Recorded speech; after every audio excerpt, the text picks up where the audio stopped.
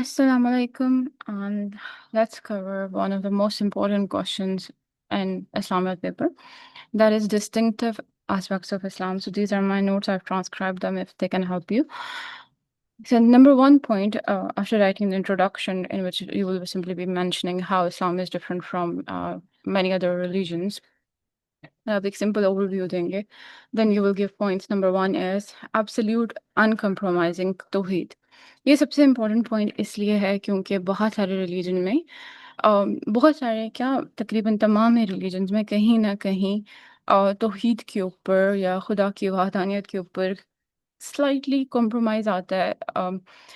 Even if it is in the form of that, God exists as a Holy Spirit as well, or God can exist in human form as well, all of that. Or there can be some sort of a demigod. Demigod means half God and half man. तो इस्लाम वो वाहिद religion है जो कि खुदा की वहदानियत पर बिल्कुल compromise नहीं करता. So that is one of the distinctive features of Islam. So Islam में कोई डिवाइन सन का कंसेप्ट नहीं है, नो ट्रिनिटी का भी कंसेप्ट नहीं है. ट्रिनिटी मीन्स थ्री फोल्ड या थ्री टाइम्स. सो ये क्रिश्चियंस के अंदर ये ट्रिनिटी का कंसेप्ट आया, जैसे कि वो कहते हैं कि God exist in three different forms. So basically, it's one divine essence, but वो exist करता three form में, as the Father, the Son, and the Holy Spirit. But Islam में इस तरह का कोई भी concept मौजूद नहीं है, and that is what makes it different. Incarnation का भी कोई concept नहीं है. Pantheon is again when we say there's a whole family or group of gods. That tube नहीं है, जो कि बहुत ज़्यादा मिथोलॉजी में, ग्रीक मिथोलॉजी में ये कंसेप्ट था, Zeus and Odysseus and Poseidon et cetera का. तो Islam is different because Islam does not believe in God existing in different forms or multiple God की existence पे भी believe नहीं करता. Demigod again, that is a concept um, of God, being with a woman, and then son is half God and half man. So वो concept भी नहीं है. Again, no chosen race. There's no such thing as a chosen race, or a race that is favorite, or a race with some extraordinary features. So nothing like that. So that is the first and the most important point that makes Islam different from all other religions. इसके अलावा even the holy prophet यहाँ पे आप mention कर सकते हैं, peace be upon him, is recognise fundamentally as a human servant. Now this is something जहाँ पे वो क्रिश्चियनिटी और इस्लाम का बॉर्डर आपको पता लगेगा. Because holy prophet said, do not exaggerate in praising me as a Christian exaggerated about Jesus. कि मतलब मेरी तारीफ में इतना हद से आगे नहीं बढ़ जाना जैसे क्रिश्चियंस ने किया था जीसस के बारे में. So you can mention that. Next, there's finality and universality of prophethood. अब तौहीद के बाद, गॉड की एग्जिस्टेंस के बाद, second concept is the finality of prophethood.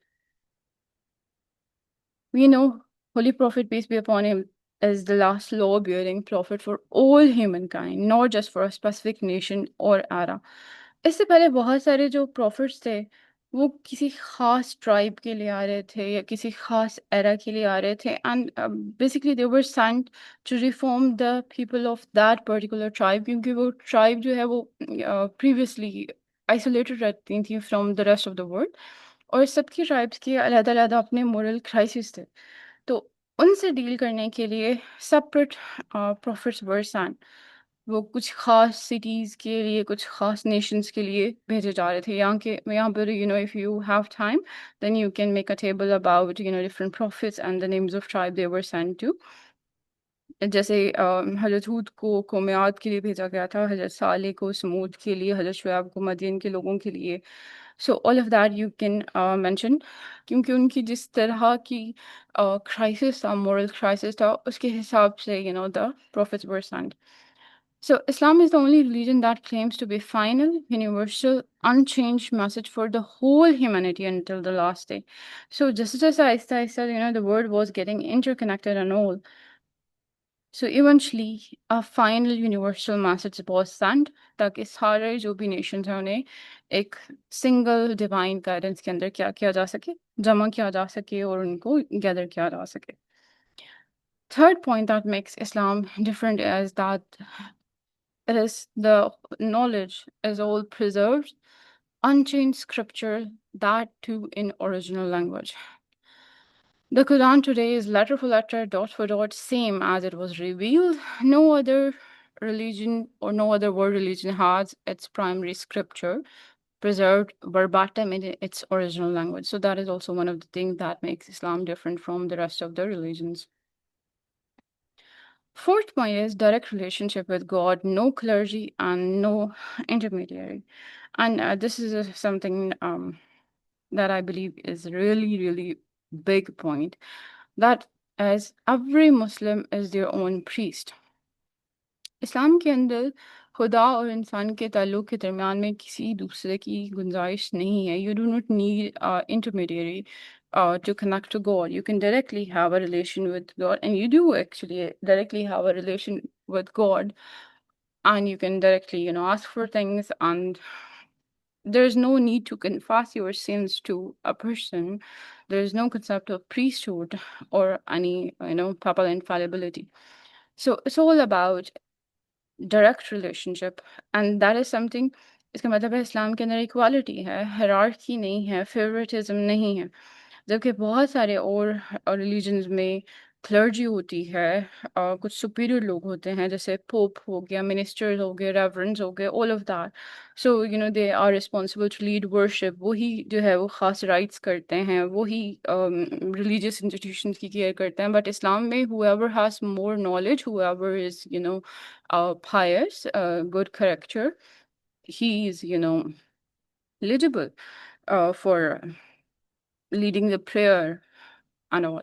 So that is something that makes Islam different from other religions.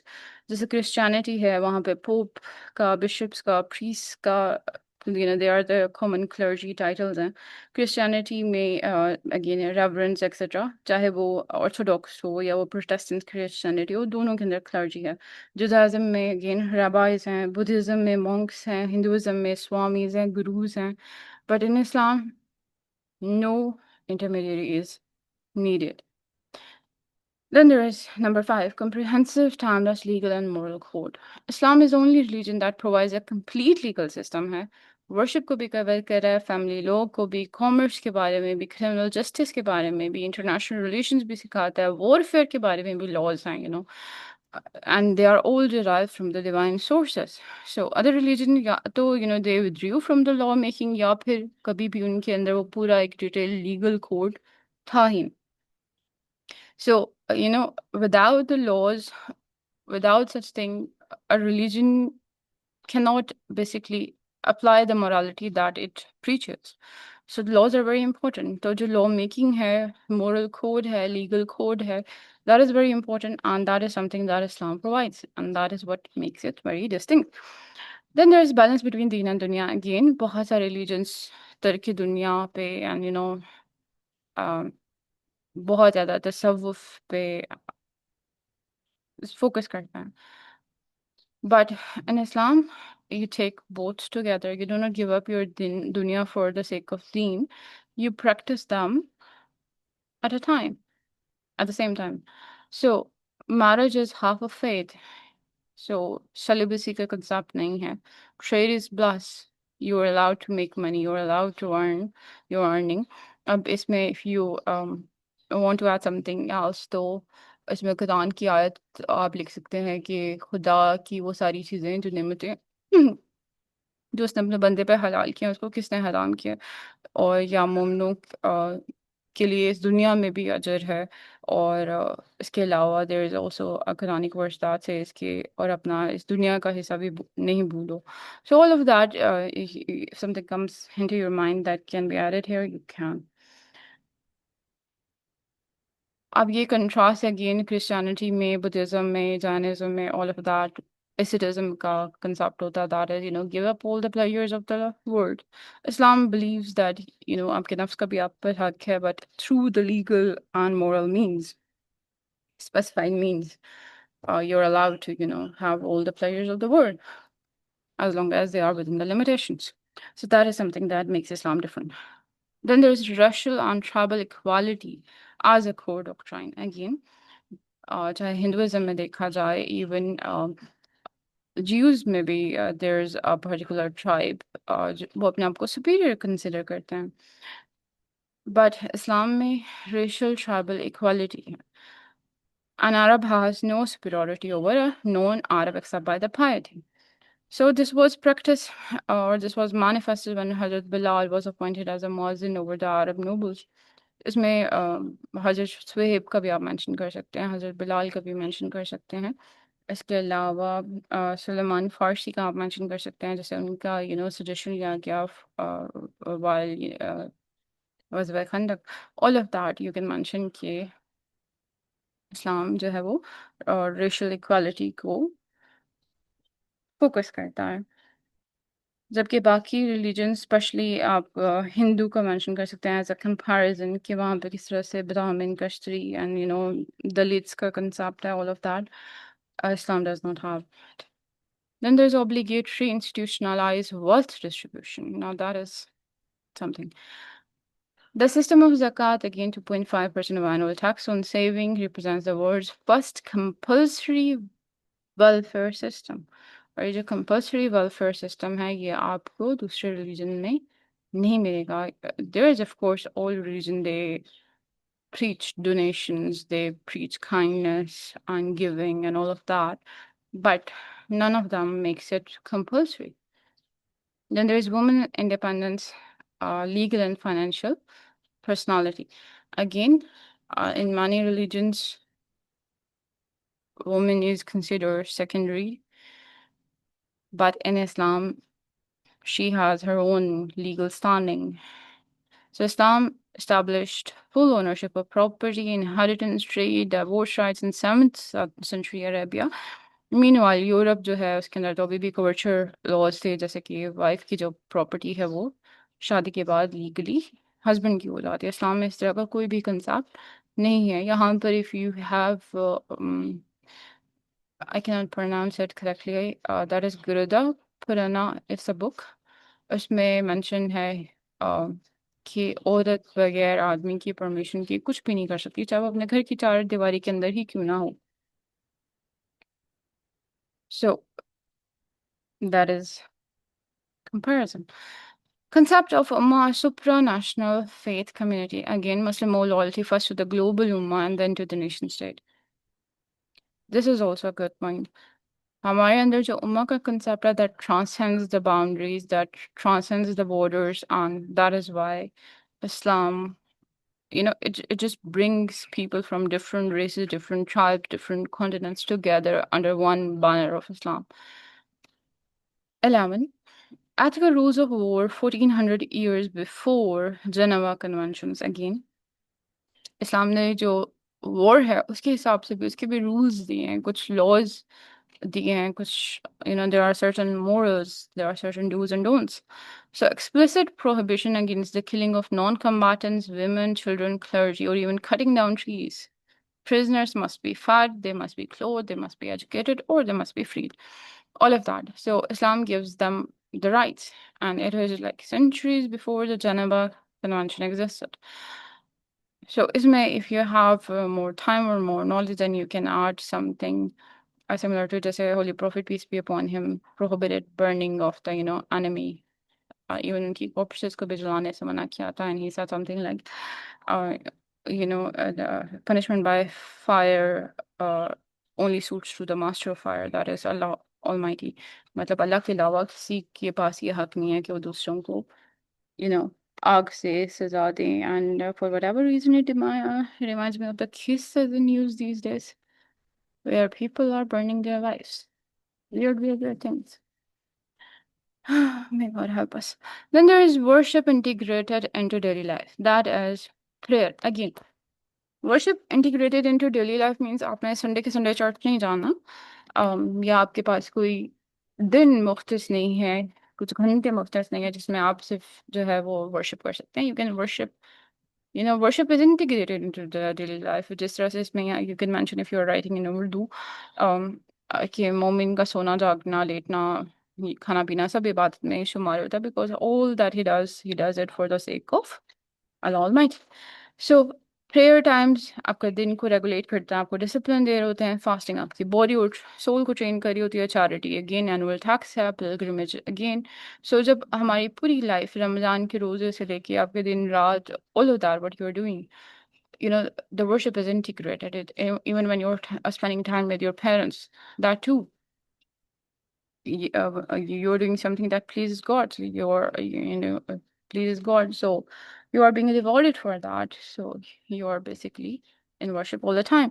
So that is again something that makes Islam different from other religions. अब ये वाला point आप उसमें भी लिख सकते हैं कि इस्लाम दीन है, एक महज एक रिलीजन नहीं है। तो that too is a very important question. I will be covering it next time. So वहाँ पे भी आप ये चीज़ मेंशन कर सकते हैं कि विल्फ्रेड स्मिथ ने भी अपनी किताब में लिखा था कि इस्लाम में कोई इस तरह का संडे का कंसेप्ट नहीं है कि you are praying now and then you forget and all of that. Either you are in Islam or you are doing what is religious, or either you are out of it. Simple as that. So, and next point is no mythological or irrational elements. Again, Greek mythology में बहुत ज़्यादा इस तरह के concept था, the god with, Hathor, something else, or there's Medusa and Zeus and Poseidon, and their weird shapes and multiple hands and different heads.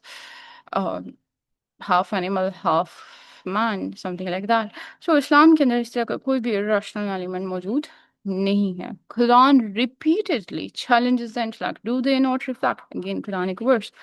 उसके अलावा कोई multi head God का concept नहीं है. Everything, I think this would make a better heading, कि हर चीज़ rationally coherent है और scientifically compatible है.